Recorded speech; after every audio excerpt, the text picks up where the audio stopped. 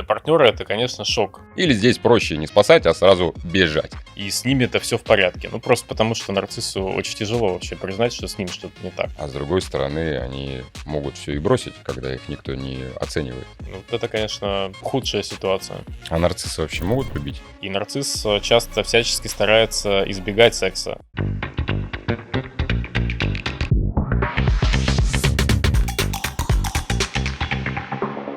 Кирилл, давай шагнем от простого. Кто такой нарцисс? Я вот ничего не понимаю, я ничего не знаю. Для меня нарциссы — это вот в цветочном магазине зашел, купил, забыл. Кто такой человек-нарцисс? Нарцисс — это человек, у которого отсутствует внутренняя опора. И он эту внутреннюю опору всю жизнь ищет вовне. В каких-то статусных вещах, в достижениях, может быть, в таком эффектном партнере. И вот ко мне, в принципе, часто достаточно приходят люди, которые к 40 годам условно добились чего-то действительно значимого, с одной стороны. Машина, квартира, семья, вроде все внешне успешно, а внутри человек абсолютно не ощущает радости, потому что на самом деле у нарцисса внутри без вот этой вот опоры пусто. Окей, а как мы объясним то, что сейчас одно из популярных самых клеймо, ярлыков, которые вешают на парней, которые расстаются с женщинами, это нарциссы. Я бы хотел понять разделение вот этого, то, что действительно ли все подряд стали вдруг нарциссами, или есть какой-то здоровый нарциссизм, и он как-то отличается. Да, сейчас действительно тоже вижу такую некоторую девальвацию этого термина. Не дарил цветы неделю нарцисс, или долго не писал, могут тоже повесить ярлык нарцисса. Но на самом деле вот эта здоровая нарциссическая база, она у человека есть, и она человеку нужна. То есть она позволяет, как минимум, просто ощущать свое место в жизни, удовольствие от того, что ты есть, радоваться своим успехом без какого-то чувства вины, да, проваливаться где-то, лажать без катастрофизации. Очень сильно помогает требовать вот то, что действительно твое, да, не сжиматься, не извиняться за факт своего существования. То есть, в принципе, здоровая нарциссическая база — это такая полезная штука. Другой вопрос, когда ее становится очень много, и когда вся жизнь начинает крутиться вокруг вот этого нарциссизма, да, например, желания восхищения, да, вот тогда, конечно, это уже такой патологический полюс. Мгм. То есть, по сути, я могу себя назвать тоже нарциссом, потому что я хочу, чтобы на канале было много подписчиков, просмотров. И я вот жду вот эту ожидаемую похвалу, когда напишут типа «Вау, классный выпуск» и все вот эти темы. На самом деле здесь можно отличить, да, блогеры бывают же на самом деле и такие. То есть, с одной стороны, такой успешный блогер — это может быть человек, которому просто есть что сказать, который с кайфом делает свой контент и говорит не от того, что его кто-то должен услышать, отразить, дать ему какую-то оценку, а от того, что что действительно у него есть какой-то живой интерес к жизни и к тому, что он делает. Я несколько лет жил на Бали, а там блогер, наверное, каждый второй. И, Как грибы. Да, да. И очень много видел ребят, с одной стороны, с нарциссическими чертами, когда,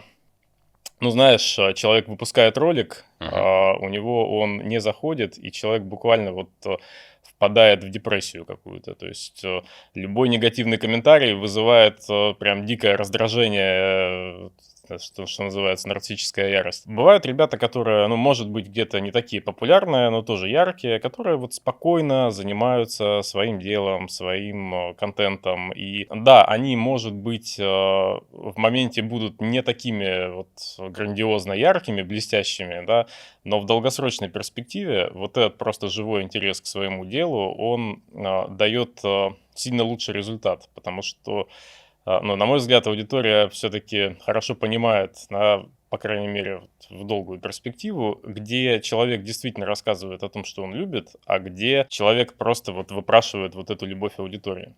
Забавно. Давай посмотрим в другой призме. Если я выкладываю ролик, притом этот факт уже был, что в ролике трактуется мнение, которое совершенно не нравится аудитории. Прям вот жестко не нравится. И они кидают говна на вентилятор. Всячески оскорбляют, пишут, что человек совершенно высказывает какую-то абсурдную вещь. И Мгм. тот герой, мой гость, который в этом ролике, он не проходит мимо. Он берет и в ответку также обсирает их. Это можно назвать поведением нарцисса? Ну, возможно, да. Конечно, надо разбираться и говорить с человеком, да, что он конкретно чувствует в этот момент, почему он так делает. Но вообще, если вот у обычного человека есть внутри, ну, некоторый такой фундамент, да, основа. Ну, то есть я понимаю, что я вот как обычный человек могу там, облажаться, да. Мне кто-то может сказать, что я дурак. Мне будет неприятно, но меня в целом это не разрушит.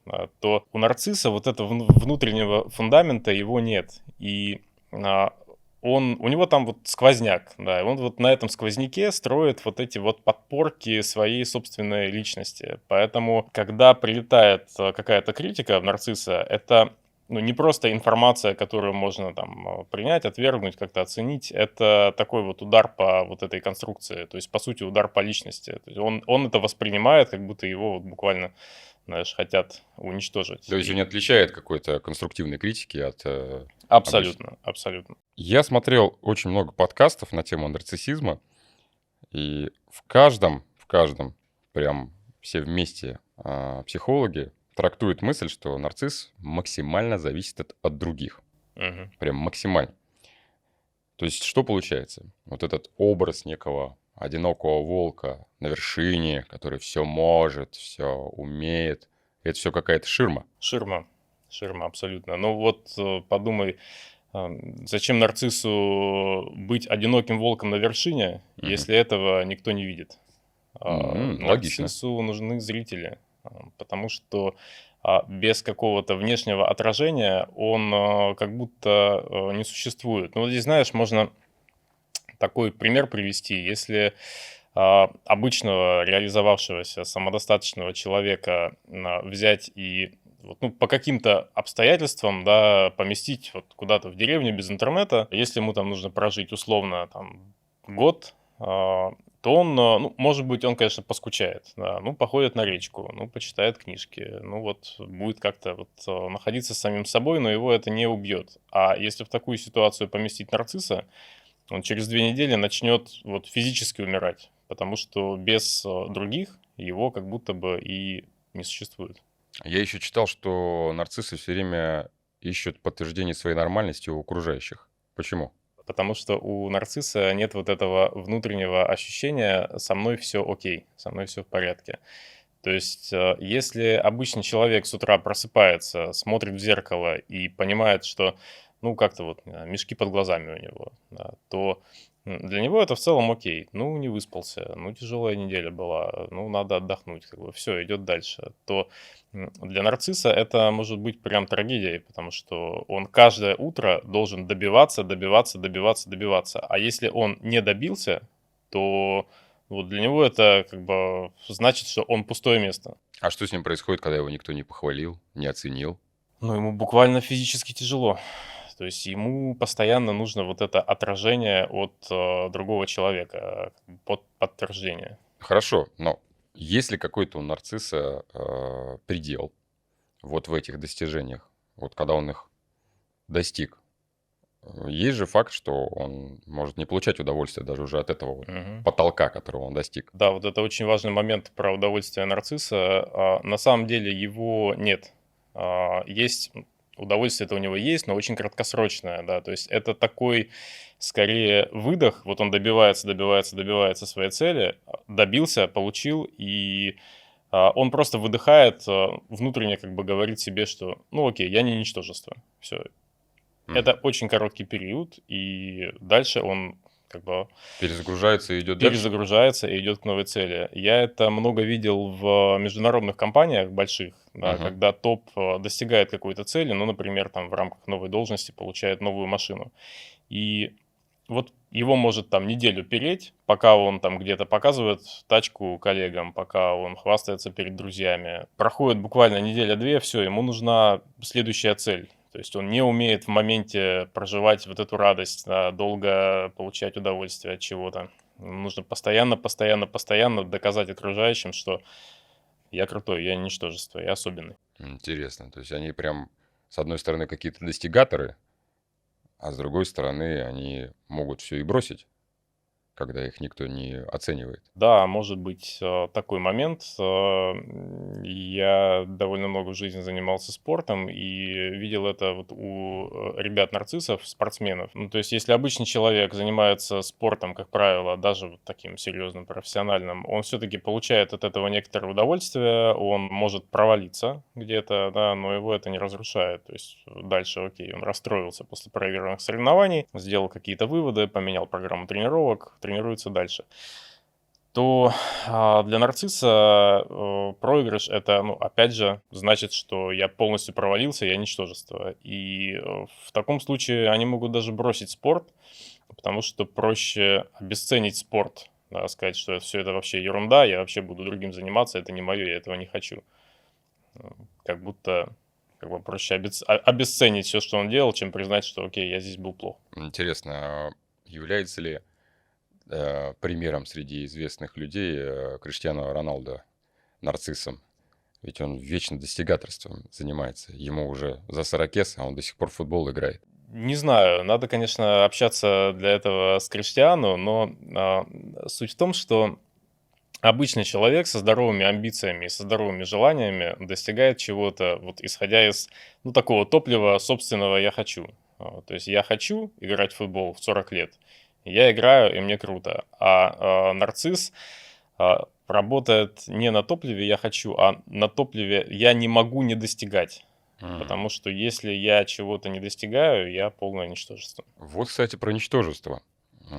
Я не понял, когда смотрел подкасты про нарциссов с психологами, я не понял тему разницы между виной и стыдом Мгм. для нарциссов. В чем там смысл? Ну, разница действительно есть. Вот вина вообще это такая эмоция действия, да. То есть вина чувствуется, когда я, например, совершил какой-то поступок, и я могу что-то сделать, ну вот как-то его исправить. Да. То Мгм. есть вина не парализует человека. Стыд все-таки более сильная эмоция. То есть стыд это не когда я сделал что-то плохое и могу что-то исправить, а стыд это когда я сам плохой. А когда я сам плохой, я не могу ничего сделать, я могу только спрятаться. И нарцисс вот всячески избегает вот этого стыда. И вообще жизнь такого взрослого успешного нарцисса — это огромная такая инфраструктура избегания. При этом он сам-то и не понимает, что он избегает всего этого, да, потому что это все очень вот, встроено в его жизнь.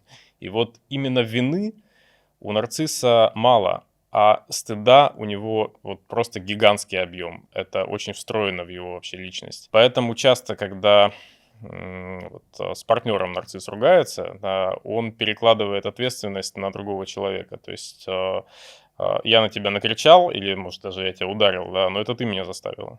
Это ты себя так повела. Потому что ему вот физически он просто настолько страшно принять вот этот стыд, столкнуться с ним, да, что он просто этого не может сделать. Да, и, кстати, если ваш партнер в период какой-то долгий отношений никогда не признавал свою вину и вот искренне это не переживал, то, это такой хороший сигнал. Интересно. Ну, до этого мы еще дойдем. Так что не выключайтесь. Кстати, напишите в комментариях, вы считаете своего партнера нарциссом и почему? А мы уже ответим, так ли это есть или нет.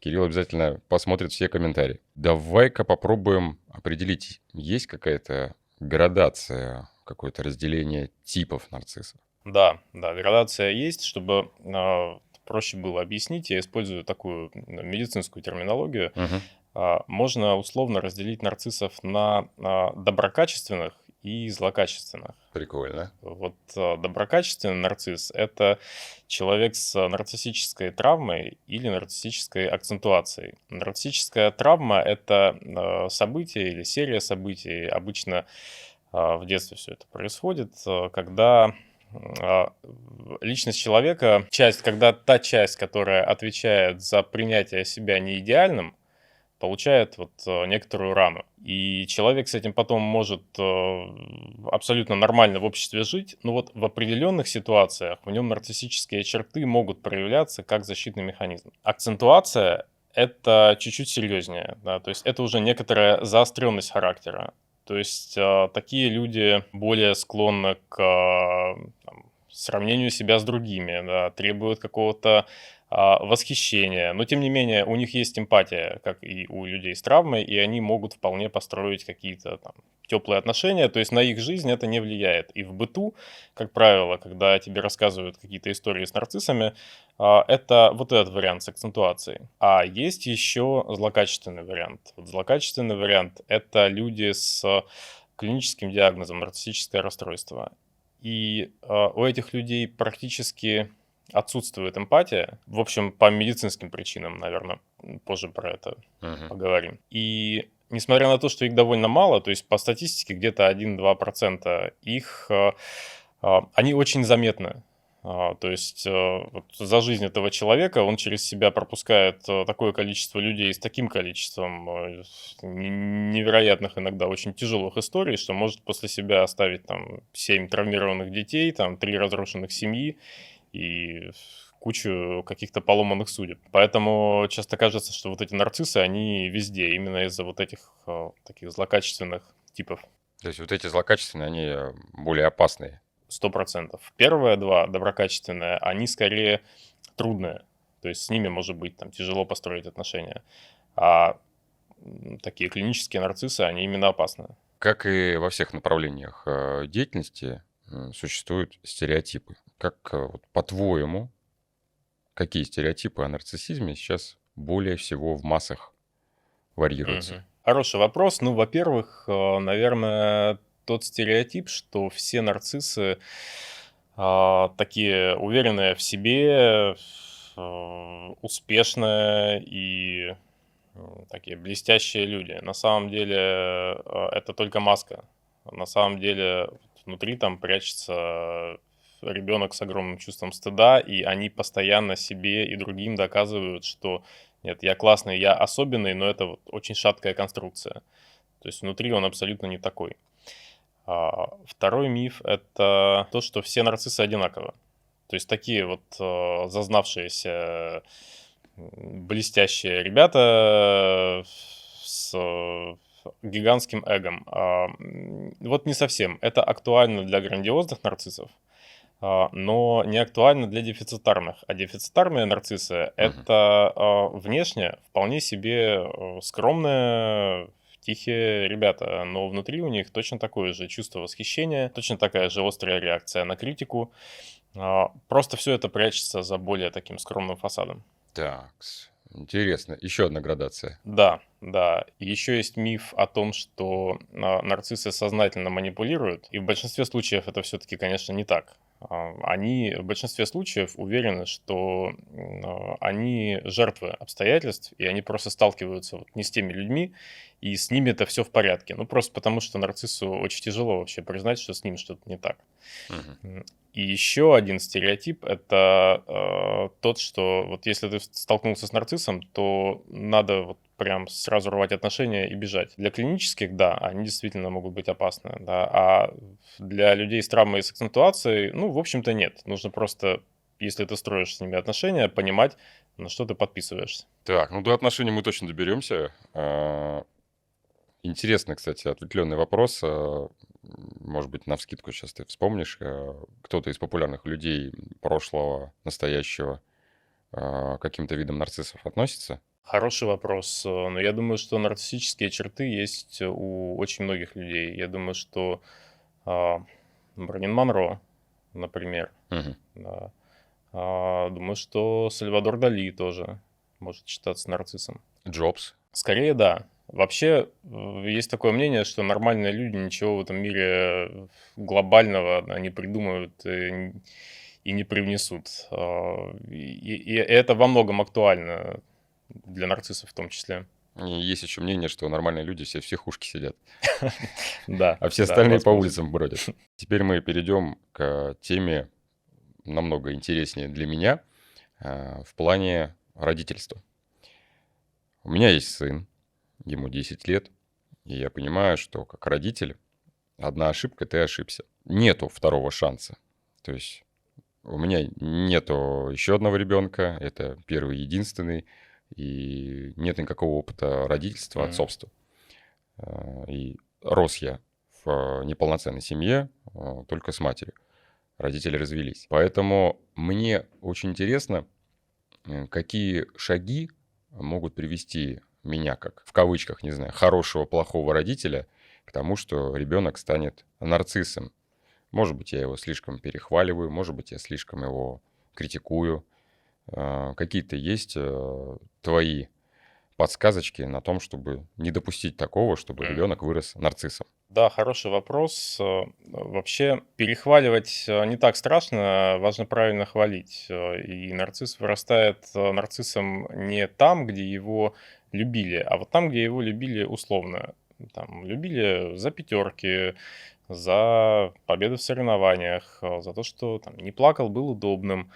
Вот там как раз, да, это хорошая почва для нарцисса, для нарциссической травмы, потому что ребенок понимает, что он нужен только тогда, когда он удобен, когда он чего-то добивается, когда он хорош, молодец. А ребенок-то должен чувствовать себя комфортно, и когда он не молодец, да. То есть разница-то в том, что в нормальной ситуации ребенок, даже если его наказывают и устанавливают правила, что нормально, что наоборот дает какую-то хорошую такую личностную структуру, что он даже в этой ситуации чувствует, что он нужен. А с точки зрения похвалы, было хорошее исследование в Стэнфорде, когда одних детей хвалили при выполнении задания за их усилия, которые они прилагали, а других за личное качество. То есть одним говорили: слушай, ты так круто вот это сделал, ты, наверное, очень много сил на это потратил. А другим говорили: слушай, ты так круто это сделал, ты, наверное, такой умный. И те ребята, которым говорили, что они умные, потом брали, вот старались избегать сложных задач, брали задачи попроще и вообще, ну, не хотели как бы сталкиваться с какими-то сложностями, потому что, ну, любой провал угрожал идентичности, да. То есть это не просто я сейчас что-то сделаю неправильно, да, ну, ладно, постараюсь лучше в следующий раз, и меня примут. Нет, это я вот сделаю что-то неправильно, значит, я глупый. Для ребенка все-таки важно, даже не то, как ты его хвалишь и критикуешь, да. Важно, чтобы родитель был, рядом, чтобы спрашивал, как дела без повода, чтобы обнимал без повода, говорил, что любит без повода. То есть родитель должен быть, не идеальным, но должен быть таким вот активно присутствующим. Ну, то есть это очередной некий баланс, который все равно ты, ну, ищешь на Да, ощупь. да. То есть также из твоего высказывания получается, что если родитель не видит усилий ребенка, а видит только результат, то это как раз-таки предпосылка к тому, что ребенок станет нарциссом. Да. Ну, то есть, видишь, в чем суть? Строгость в воспитании, она может быть и скорее даже должна быть. Вопрос в том, что эта строгость должна быть с определенным теплом. То есть ребенок всегда должен знать, что вот меня любят, даже если я там провалился, что-то не сделал, где-то ошибся, меня наказали. Да, есть правила, но я, тем не менее, нужен своим родителям. А если вот эта строгость, да, без тепла, то есть сделал что-то вот правильно, да, ну, от тебя отстали, ну, может быть, там похвалили. Это же еще со временем девальвируется. Я не знаю, было ли у тебя такое в детстве, когда ты сначала получаешь пятерку, да, и тебя хвалят, и все здорово. А потом ты получаешь эти пятерки, и оно как будто уже, ну, само собой разумеется. И это, конечно, прямой путь к взращиванию нарциссических черт. Потому что без своих достижений я как будто бы уже и не существую. Но есть еще и хуже вариант, когда кроме вот этой строгости, есть такая неоднозначность. То есть иногда меня ругают за что-то, а Мгм. иногда вообще и не замечают. Да. И тогда ребенок привыкает прям сканировать родителя и предугадывать какие-то вот, его эмоции, реакции. И, скорее всего, к нарциссизму может добавиться еще и большие проблемы с привязанностью. Кстати, призываю всех в комментариях написать, если вам интересна тема воспитания и, в частности, полового воспитания. Я все пытаюсь добраться до этой тематики, и мне интересно, насколько вам это нужно. Пишите в комментариях, я буду искать спикера, мы поговорим, обсудим, потому что тема действительно очень-очень глубока, как кроличья нора, и мне она жутко интересна тоже. Давай возьмем ракурс с другой стороны. Вот я воспитываю, вот я такой классный папа, вот у нас есть мама, мы родители, там баланс находим какой-то, да, все отлично, замечательно. Но вот ребенок идет в школу. Я заметил, и я думаю, ни для кого это не секрет, что ребенок меняется, Мгм. когда он приходит в школу, вот под этим социальным влиянием вот этого общества, которое находится там. Дети же разные все, и все воспитываются по-разному. Он точно так же впитывает это и меняется. Есть ли здесь шанс или некий прогноз, что вот школа может повлиять на этого ребенка в будущем, и он может стать нарциссом? Конечно, все возможно, но все-таки, конечно, определенное влияние школа может оказать, но скорее только с точки зрения вот укрепления вот этой травмы. Да. То есть школа будет таким местом, где ребенок будет проявлять вот этот нарциссизм. А основную-то лепту вносят все-таки родители. Поэтому если родители ребенка любят и принимают, то это, ну, такая некоторая будет страховка от тех вещей, с которыми он там где-то может столкнуться в школе. А что за термин недостаток аутентичного контакта у нарциссов? Ну, это, знаешь, на примере лучше объяснить. То есть Мгм. ребенок приходит к маме и говорит, мне грустно. Вот мама с аутентичным контактом что сделает? Она спросит, ну почему тебе грустно? А расскажи, а что случилось? Отразит как-то эту эмоцию, скажет, ну да, я бы, наверное, тоже расстроилась в этой ситуации, даже, может быть, злость бы какую-то чувствовала. И ну вот ребенок понимает, что, ну, во-первых, проявлять эмоции нормально, проживать эмоции нормально. Что делает мама, у которой нет этого аутентичного контакта? К ней приходит ребенок, говорит, мне грустно.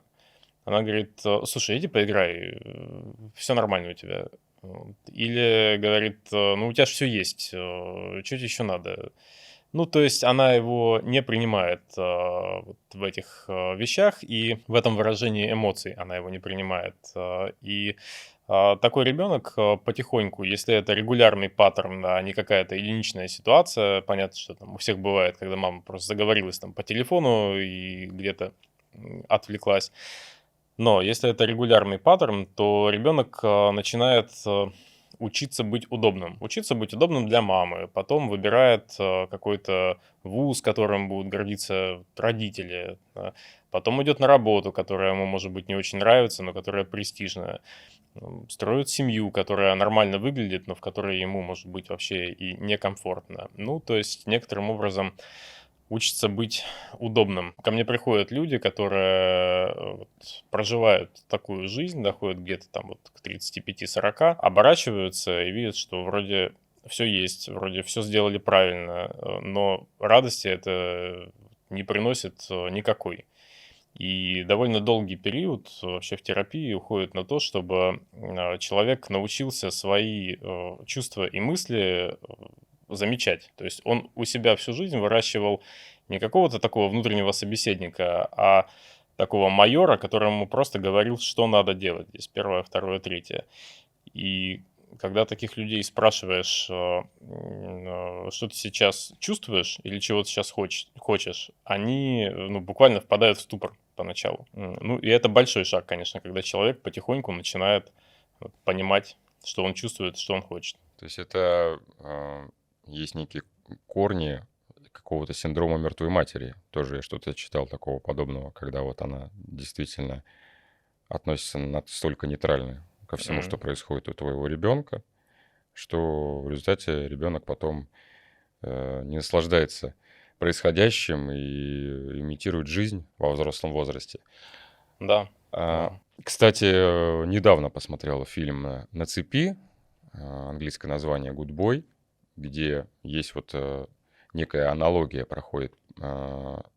Главный герой, э, парень молодой, там, сколько там ему, 20 лет, 21, разгульную жизнь ведет, пухает, там Мгм. дерется, трахает все, что движется. И в один прекрасный момент, для него ужасный, он просыпается в ошейнике, на цепи, в какой-то семье, в другом доме.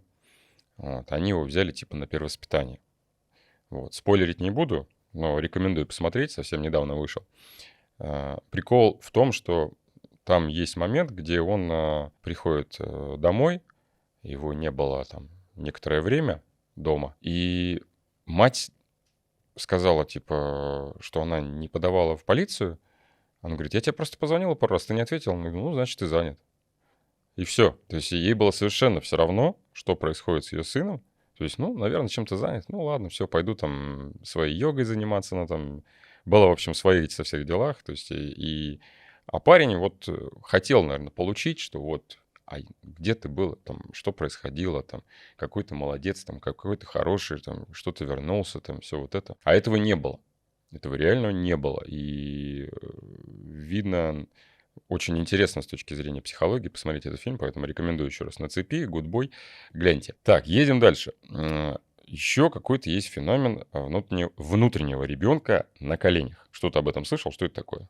Ну, нужно понимать, что вот у нарцисса за вот этим блестящим фасадом, да, прячется, по сути, ребенок, у которого в личностную систему стыд встроен вот просто максимально плотно. И нарцисс всячески пытается этого стыда в жизни избежать. Поэтому, ну вот как я сказал, да, это огромная такая инфраструктура избегания, которую нарцисс строит, чтобы просто не попасть в ситуации, в которых он не очень хорош. Ко мне пришел на консультацию мужчина, вот 45 лет, успешен, генеральный директор, и мы стали с ним разговаривать, и выяснилось, что он за последние 20 лет ни разу не делал чего-то того, где он может вот как-то провалиться, да, то есть он там не учил язык, потому что произношение это постоянно где-то вот лажаешь, да. Он не танцевал на свадьбах, не пел в караоке. Ну и то есть жизнь-то сложилась в целом успешная, но вот такая неживая. Не рисковал. Да. Почему тогда нарциссу всегда хочется быть лучшим из лучших везде? То есть как это? Обычный человек действует из амбиции «я хочу», а нарцисс, он действует из установки «я не могу не делать». То есть если он не достигает и если он чего-то не делает, то его как будто бы и нет. Мы обсуждали детей, да, то есть вот как ребенок выучился, что он есть только когда он чего-то достигает. Да. Так и нарцисс, если он ничего не достигает, то, соответственно, он абсолютно вот чувствует себя никаким и ничтожным. Да. То есть, чтобы ощущать себя вообще в этой жизни, надо чего-то постоянно достигать. Вот у спортсменов, про то, что мы говорили в начале, да, это очень хорошо видно. То есть, если один просто получает кайф, то другой всегда просто вот избегает поражения и стремится вот просто всячески не столкнуться с этой пустотой. Давай поразмыслим о обычной бытовой жизнедеятельности, когда мы работаем в коллективе. Что делать, если есть начальник или коллега, нарцисс? Стоит вообще с ними как-то мириться, возиться, или лучше увольняться? Или вопрос наоборот, как сделать так, чтобы тебя не уволили, потому что они нарциссы? Мгм, мгм. Классный вопрос. Я с этим вообще а, м, я довольно долго поработал в международных компаниях. Я с этим часто сталкивался. Во-первых, что точно не нужно нарциссу, так это твоя правда. То есть не надо к нему приходить и рассказывать, как все у нас тут в отделе плохо устроено. Он в этом услышит, что он плохой руководитель. И это вызовет нарциссическую ярость. Приходила клиентка, и она в какой-то момент рассказала, что она вот буквально несколько дней не спит, потому что ей ее подчиненный сказал, ну вот что-то она там какую-то стратегическую карту рисовала, и вот он как-то ее прокомментировал, в общем, сказал о каких-то ее недостатках. В общем, ничего серьезного ты не сказал. Но она вот несколько дней не могла нормально уснуть. Она думала, что она сейчас ему вот ответит. Она уже думала, как она его сейчас уволит. Вот. Просто потому, что для нее это вот удар по личности. То есть нарциссу нужно восхищение. Поэтому всегда вот приходишь и говоришь: "Вот давайте вот здесь, сделаем, лучше, у меня есть предложение по улучшению, вот на следующем совете директоров, вы сможете это показать". То есть нарциссу важно, чтобы ты ему сказал, где он еще сможет блестеть. Мгм. Второе, нельзя, конечно, никогда нарцисса сравнивать. Его это бесит. Не надо говорить: "А вот в другом отделе вот так, а в другой отрасли вот так устроено". Нет, только под вашим чутким руководством мы можем вот достичь, вот этого и вот этого. Никогда не надо нарцисса лечить. Никогда не надо рассказывать ему, что он нарцисс, что с ним что-то не так, что он вообще не так этот мир воспринимает. Он этого не поймет. Это, опять же, вызывает исключительно ярость. Ну, а по поводу того, оставаться или нет, Мгм. да, это сложный вопрос. Тут даже речь, наверное, шире, чем про нарциссов. Да. Есть же, в принципе, очень такие неудобные, токсичные начальники. И я считаю, что если это какая-то ступенька в твоей карьере, которую тебе надо просто пережить, то ну, на некоторый период, если это еще и хорошо оплачивается, можно воспринимать любого такого токсичного человека как, ну, некоторого своего персонального тренера по коммуникации, который всегда тебя где-то вот зацепит, потренирует, и ты вот будешь там год-полтора отрабатывать навыки. Если эта история какая-то бесконечная, и ты до конца не понимаешь, зачем ты на этой работе, то ну, надо сильно задуматься, потому что я видел людей, которые там, с нарциссами, с такими вот очень-очень жесткими, сложными начальниками долгое время оставались, и которые заканчивали просто либо у кардиолога, либо у психиатра, леча собственную депрессию. Сегодня, наверное, не пройдет подкаст без еще одной рекомендации по фильму. Я вспомнил фильм «Самый лучший босс». В главной роли Хавьер Бардем. О, классный фильм. Восхитительно. Кстати, вот есть некоторые предпосылочки, о которых говорит Кирилл по поводу начальника. Мгм. Ох, какой же он там решала, какой же он там ореол и пуп вокруг земли, который все крутится. Рекомендую, жестко рекомендую, посмотрите, прям очень приятное послевкусие, по крайней мере. Ну что, переходим к самому вкусному. У нас же подкаст про секс и отношения, поэтому хочется покопаться вот в этих ред-флагах, так называемых. Каких партнеров ищет себе нарцисс? Ну, во-первых, разные нарциссы ищут разных, да. То есть, грандиозный нарцисс будет искать партнера очень такого яркого, статусного. Для него это как, такой классный аксессуар. И подтверждение того, что если со мной вот такой человек, значит, меня выбрали, значит, я вот здесь, крутой, я имею право. И, очень часто, заметил, что вот если проходит лет 10 брака, да, то, нарцисса очень начинает коробить вот это изменение внешности партнера. Ну, потому что понятно, что за 10 лет, ну, все-таки возрастные изменения какие-то видны. И нарцисс начинает так, иногда ненавязчиво, а иногда достаточно стойко ковырять партнера и говорить, что тебе в тренажерный зал пора, а ты собираешься вот в этом из дома выходить. И, ну, конечно, для партнера это очень больно. А есть дефицитарные нарциссы, которые, наоборот, ищут более таких вот чутких, принимающих людей, не обязательно очень ярких, но которые где-то будут отражать и хвалить нарцисса, но где-то будут принимать его таким, какой он есть. То есть они пытаются возместить вот те чувства, которые они недополучили в детстве. Но с точки зрения отношений он боится разочаровать партнера? Да, да. Вообще нарцисс вступает в отношения не совсем для того, для чего вступают обычные люди, да. То есть, обычные люди вступают из-за чувства близости, потому что им вдвоем с партнером-то радостнее и лучше, чем, отдельно. А, нарцисс, воспринимает другого человека, ну, как некоторую функцию, которая будет, там обеспечивать быт, которая будет, отражать и восхищаться постоянно, которая будет вот какой-то статусный момент закрывать. Поэтому нарцисс боится скорее не потерять любовь, да, партнера, он боится, что если меня сейчас оставят, бросят, то пропадет, вот это зеркало, и, он опять боится почувствовать себя ничтожеством. А они чаще ищут вот этих добрых, отзывчивых, чутких? Тут есть много взглядов. Кто-то даже думает, что это такая кармическая какая-то задача очень добрых людей спасать очень злых. На самом деле это просто такая романтизация токсичных отношений. На самом деле, с точки зрения психологии, есть такой важный момент, что мы часто ценим, нам часто нравятся люди, которые позволяют себе делать то, что мы себе запрещаем.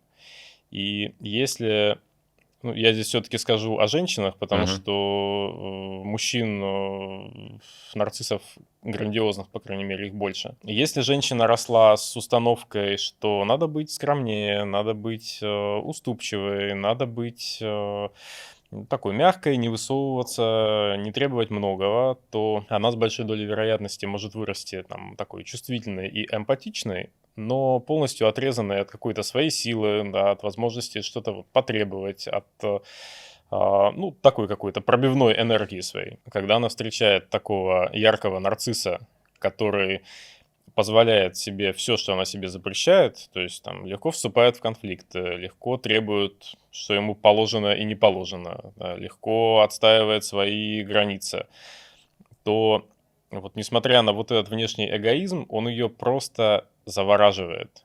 И я очень часто вообще вижу женщин, которые умные, образованные, очень развитые, но они попадают вот раз за разом в одни и те же отношения. Поэтому вот в таких случаях, если женщина приходит на прием, мы просто занимаемся прежде всего тем, что возвращаем ей вот ее ядро личности, да, то есть фокус на себя. И когда она начинает реализовывать в себе все те качества, которые она себе запрещала, то либо партнер под нее некоторым образом подстраивается и растет вслед за ней, либо эти отношения просто вот естественным образом прекращаются. А счастливые отношения реально с нарциссом? Но зависит от того, какой нарцисс.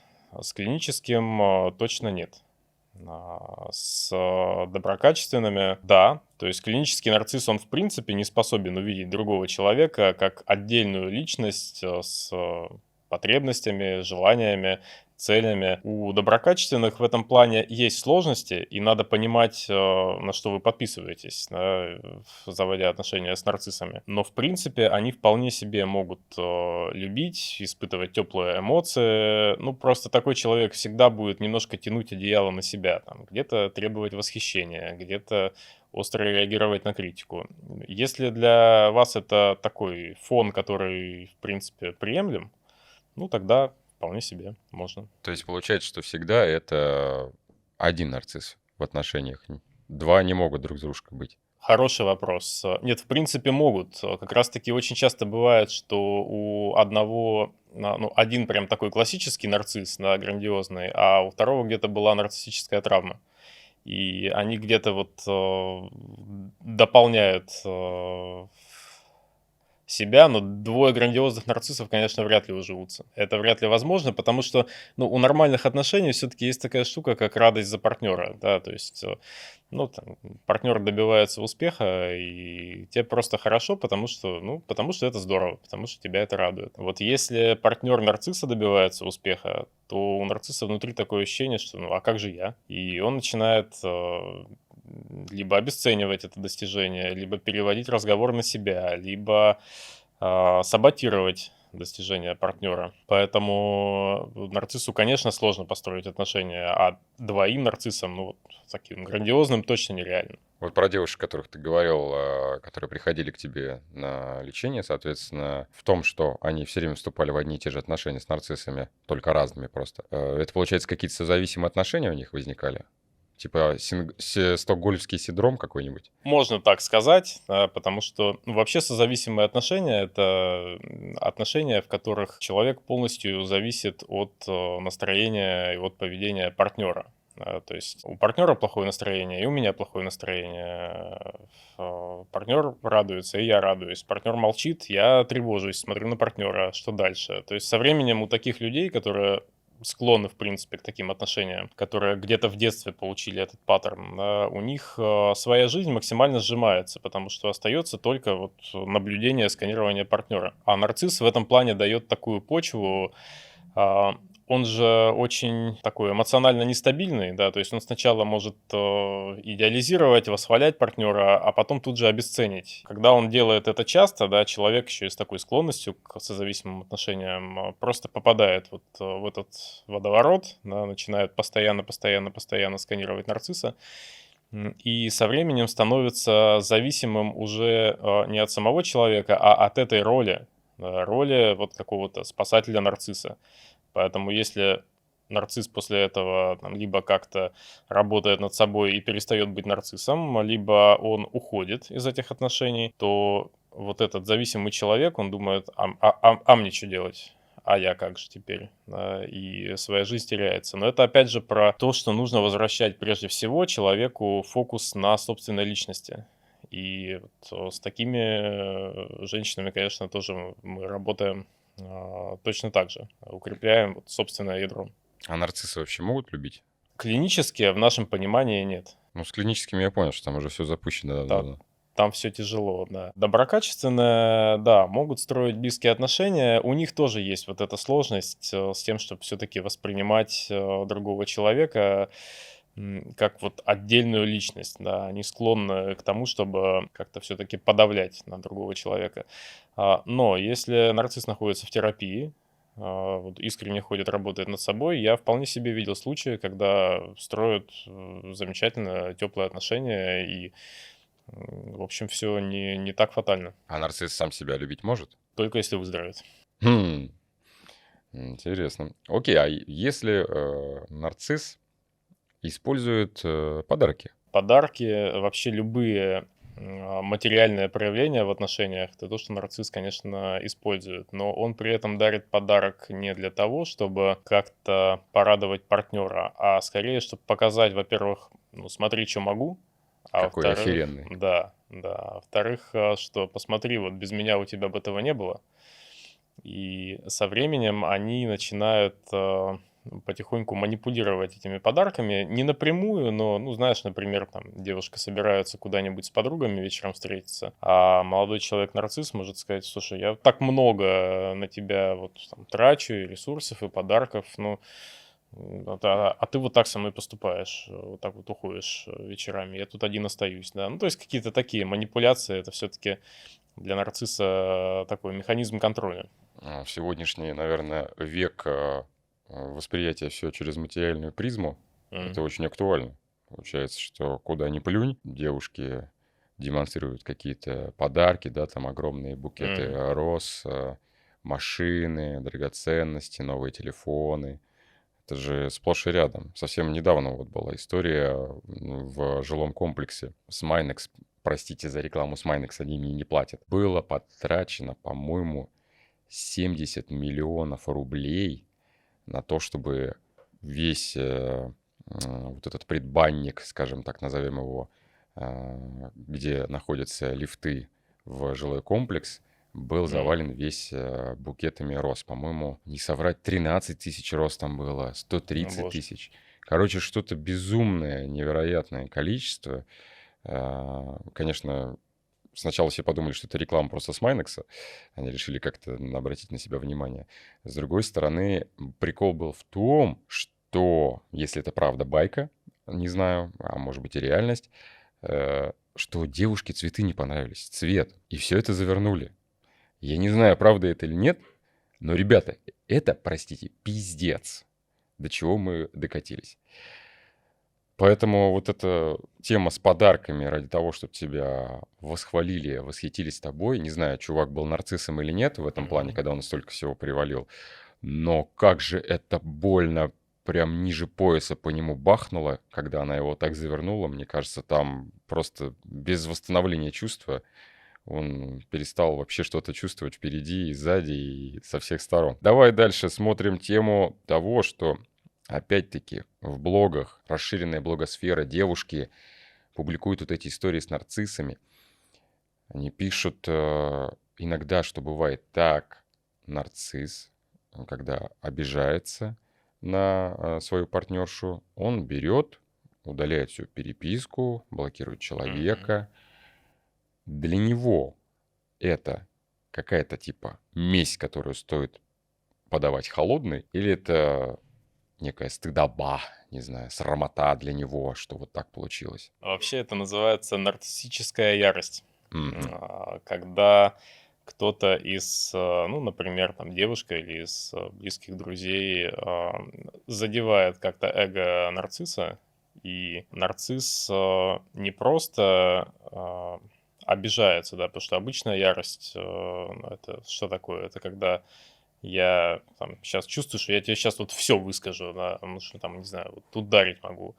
А, для нарцисса это настолько больно, да, и настолько страшно, что он готов человека просто вот уничтожить. То есть как будто тебя вообще не было. У моей клиентки, я, кстати, оговорюсь, да, что все клиенты, о которых я рассказываю, они дали свое согласие, и да, я, естественно, рассказываю без имен, и они в курсе этого. Так вот, у моей клиентки был случай, когда она достаточно долго, там, больше года в отношениях с молодым человеком была, и вот там на дне рождения общих друзей она как-то не очень удачно пошутила, причем она даже не помнит как, ну что-то как-то она его не сильно подколола. Все, на следующий день тишина просто, то есть больше они не общались с этим молодым человеком. То есть это никакого объяснения, никакого, то есть все чаты стерты, да. Они удаляют фото из телефона, фото из соцсетей, выкидывают из общих чатов. Просто как будто человека не было. Для партнера это, конечно, шок, потому что, ну, когда скандал, ты хоть это какой-то контакт, да, ты хоть можешь с человеком как-то попытаться объясниться, да, то тут вообще нет контакта, все, тебя просто нет, просто вот лучше так для нарцисса. Самая страшная нерабочая фраза, которую не стоит произносить, если девушка была на семейном ужине, его приготовил отец, и есть та же самая фраза после секса, которую не стоит произносить, это «вот его у папы вкуснее». Ну, вы знаете, я не мог этого не сказать. Окей, культ тела. Вот ты, кстати, очень даже объемный товарищ. А, У нарциссов есть этот культ тела? Тело по отношению к себе, может быть, Мгм. к своей партнерше, партнеру, если мы говорим через призму мужчина-женщина, без разницы. Что есть про культ тела с нарциссами связано? У нарциссов есть культ тела, но у грандиозных. Вот для грандиозного нарцисса тело это ну, такой некоторый фасад. Мгм. Да, поэтому тренажерный зал, брендовая одежда, какие-то статусные вещи, они очень важны. Ну и, конечно, партнер, который тоже вот весь из себя, да, потому что ну, партнер подтверждает, что я себе там могу что-то позволить. Для них, да, для них это очень важно. А вот для дефицитарного нарцисса скорее нет. Тело это такой источник стыда. Они не любят зеркала, они ненавидят фотографии. Хотя внешне могут выглядеть абсолютно нормально, но внутренне они вот всячески избегают собственного тела. Культ тела есть, но у грандиозных нарциссов. Оговорка по Фрейду. Да. Кстати, помню одну сауну, там было зеркало на потолке. Мне вообще никак не напрягало, особенно во время секса. А О, нарциссу бы понравилось. нарциссу бы понравилось. Ну, значит, я не нарцисс уже это. Кстати, вспоминается, ты сказал, вот, да, если мы про тему озвучим культ тела, вот Шварценеггер, Дуэйн Скала Джонсон. Ну, скорее, наверное, больше Шварценеггер, потому что он прям вот кайфовал от своего тела. Если вспомнить момент съемок «Качая железо», где там прям вот эта документалка, посвященная тому, как он качается, как он участвует в Мгм. конкурсах мистера Олимпия, мистер Вселенная. И там прям показывают, как он стоит возле зеркала, вот так позирует, показывает, все это делает. По сути, можно ли назвать, кстати, вот бодибилдеров в какой-то степени нарциссами, которые вот занимаются строением своего тела? Скажу так, среди бодибилдеров нарциссов очень много.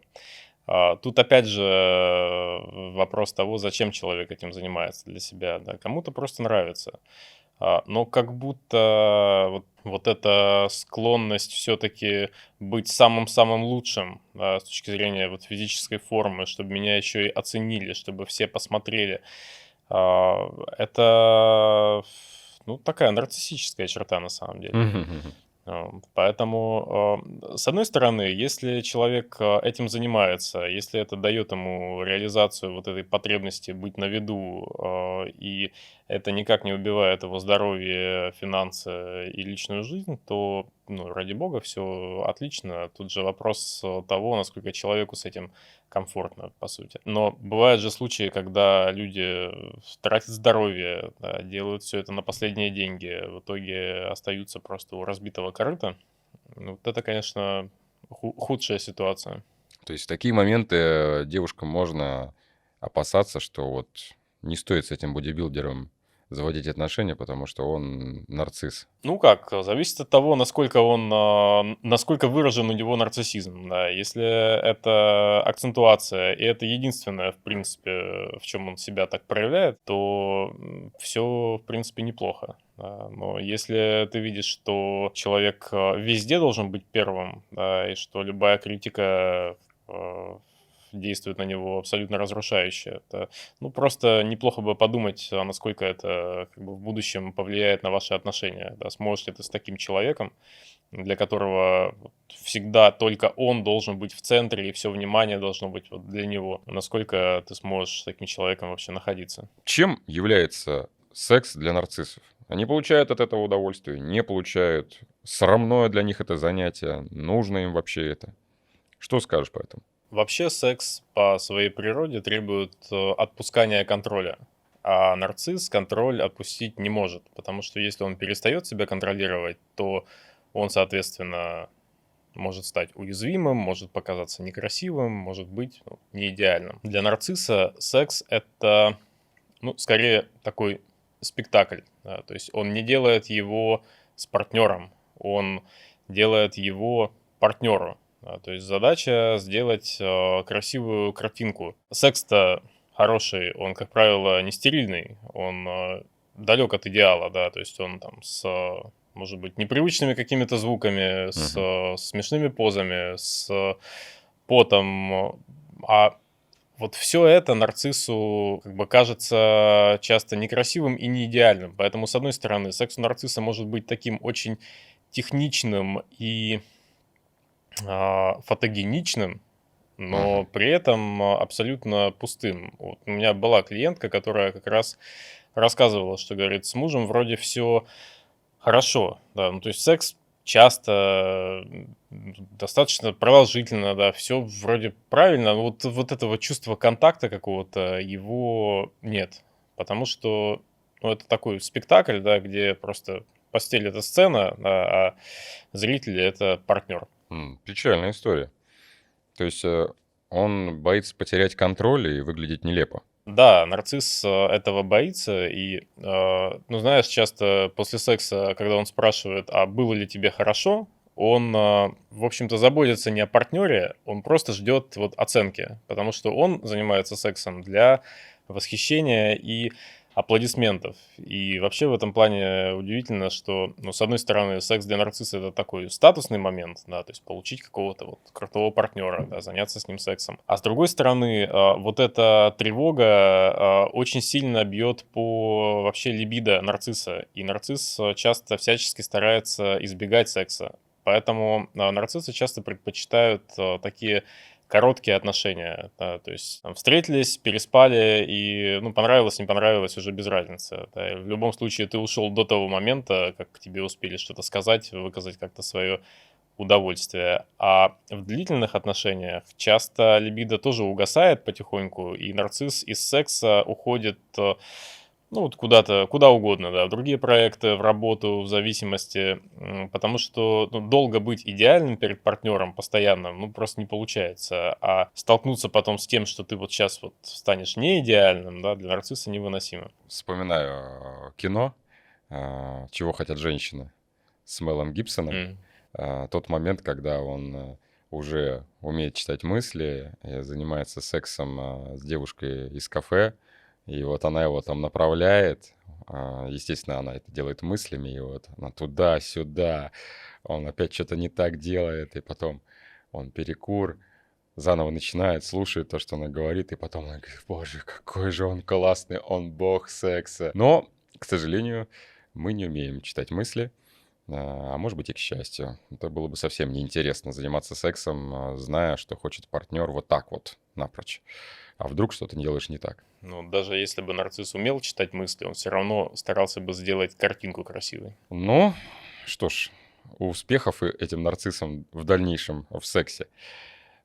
Едем дальше. Ты сказал уже не первый раз, да, про своих клиентов, которые приходят к тебе на терапию. Они приходят в стадии какого-то понимания, что они нарциссы.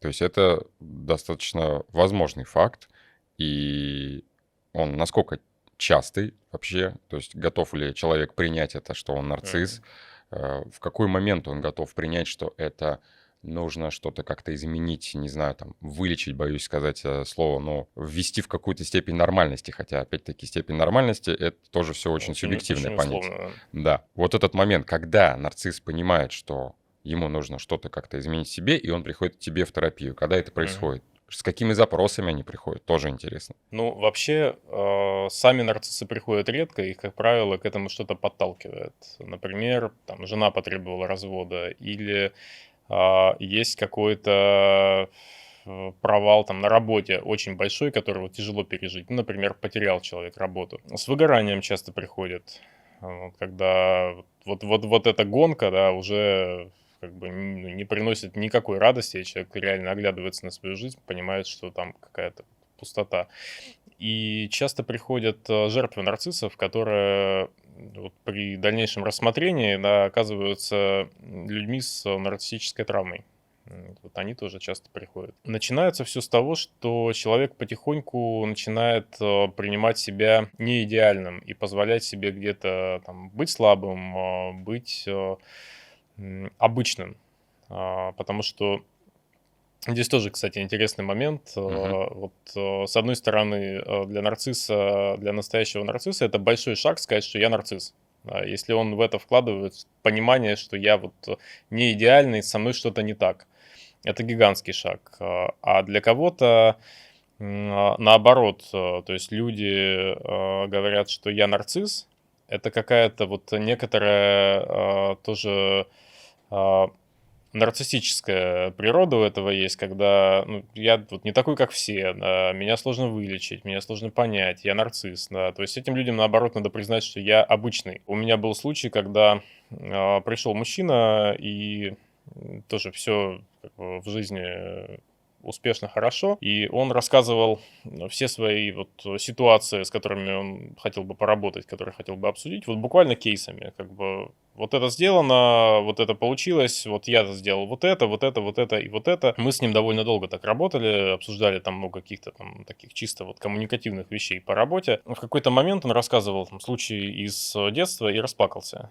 И после этого перестал ходить вообще, вот, на долгое время. Потом мы с ним как бы созвонились, он пришел в терапию через несколько месяцев, но ему все это время было очень стыдно за то, что он вот проявил как бы слабость, неидеальность и ну, вот показал себя вот так. Но вот на самом деле с этого и начался путь, когда, собственно, началась настоящая работа. А после терапии они могут прийти к тому, что могут ли они жить без похвалы, без вот этого вечного успеха? Твоя терапия может помочь? Могут, да. А, Если мы говорим про все-таки не клинические случаи, да, то я наблюдаю вообще многих людей, которые в 30-35 жили вот в этой бесконечной гонке, стали работать над собой и вот к 40 годам подошли уже в более-менее гармоничном состоянии. То есть они все еще чувствительны к внешней оценке, но они уже не зависят от нее настолько. То есть, в принципе, они вполне себе комфортно переносят какие-то негативные комментарии в свой адрес, и это их не разрушает, потому что вот эта опора уже не снаружи, а внутри. Я по себе могу сказать, что еще 10 лет назад у меня было сильно больше нарциссических черт. Потихоньку ты над ними работаешь, ничего фатального в этом нет. И да, это долгий процесс, потому что ну, я в какой-то момент понял, что вот те цели, которые я себе ставлю, они не мои, да, и ушел сначала из найма в бизнес, из бизнеса в психологию, и это, конечно, требует перестройки всей жизни. Но в итоге это всегда того стоит. Слушай, ну под влиянием соцсетей, где красивая картинка, вечный успех, необычайного формата, а притом еще бывает даже каким-то образом очень легкий успех. Как нам, простолюдинам, скажем так, которые вот эту всю картинку наблюдают, как нам отделять вот это истинное свое желание от навязанного образа успеха от соцсетей? Ну, вообще, это, конечно, такая огромная проблема, потому что, по сути, все наши желания, ну, некоторым образом сформированы, да, средой, культурой, рекламой, соцсетями. Соцсети в этом плане это вообще такой просто какой-то механизм по производству нарциссической травмы, потому что ты заходишь в соцсети и видишь, ага, эти отдыхают на Бали, у этих счастливая семья, у этих новый автомобиль, и ну, ты-то, по сути, видишь витрину, а сравниваешь с ней вот свою жизнь. Ну, у тебя-то, блин, обычная жизнь, а тут-то витрина, и ну, мозг этого не понимает, в принципе, потому что как бы сравнение — это такой очень простой биологический механизм у человека. Да? То есть любая обезьянка, да, когда встречается с другой обезьянкой, она себя как бы сравнивает с ней. Ну, на самом деле можно провести такой простой тест для себя, да, сделать, вот взять чистый лист, написать на нем все свои цели, большие, маленькие, средние, вот прям потратить время, подумать, записать прям каждую, и потом задать себе вопрос, а я бы вот этого хотел, вот прям каждой цели, да, если бы об этом никто не узнал. Я бы этого хотел, если это никто не оценит, если этому никто не позавидует. И я уверен, что очень многие цели уйдут из этого списка. Ну, еще, конечно, людям, которые любят соцсети, то есть практически всем нам, очень часто помогает такое упражнение. Ты просто отписываешься на месяц от людей, которые вызывают у тебя желание сравнивать. Вот от всех там счастливых семей успешных криптобизнесменов отписались, и через месяц ну, вот очень у многих людей вижу, что прям сильно тревога снижается и падает вот эта вот необходимость себя сравнивать. Кстати, достаточно подтверждаю рабочая схема, потому что наблюдал такой факт, когда ты смотришь кого-то, который прям мозолит тебе глаза своим успешным успехом, вечным, невероятным количеством контента, который собирает какие-то невероятные цифры и притом делает это ежедневно. Мгм. Ты смотришь на это, думаешь, да ёб твою мать, как такое может быть? Почему у тебя все вот так, а у меня вот так? Нахер пошел, нажал отписаться, все, жизнь легче становится вообще на 100%, поэтому рекомендацион. Давай возьмем так, что ты посоветуешь тем, кто узнал, что их партнер или партнерша нарцисс? Ну, во-первых, не надо диагностировать самому.